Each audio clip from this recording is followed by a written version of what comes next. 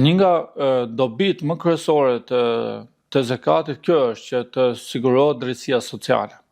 Dhe ai hendeku që ndodhet ndërmjet shtresave të pasura dhe të varfëra të paksohet, si thuash.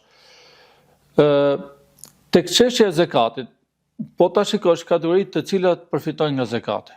Janë të gjithë kategoritë që flasin për njerëz që kanë nevojë për ndihmë dhe i drejtohet individit që e trimë këmbët. Pra nga një individ i shoqërisë që është nevojtar, që është në varfëri, që nuk është, si thua, produktiv, është barë për tjerët, të kthehet në një individ produktiv.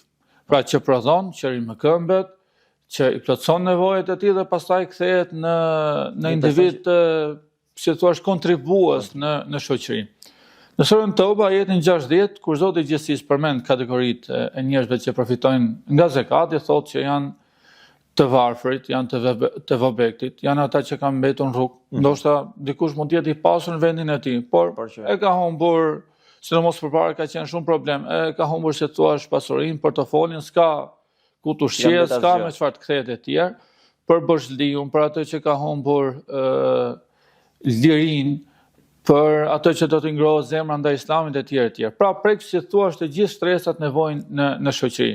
Dhe në fakt me anë të zakatit shuhen armiqësitë.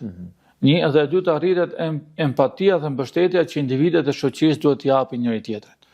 Pra ai që është i pasur, si thua, nuk e shikon të varfrin vetëm si mjet për të përfituar nga ai, po e ndihmon që ai të rrimë këmbët, ndërsa ai që është i varfër nuk e shikon të pasurën si armik të tij, sikur ai thua ka përfituar nga gjithë burimet natyrore, ja ka marrë gjithë mirat e pasuritë të varfrit dhe i mban gjitha për vete dhe nuk i ndan asgjë atij.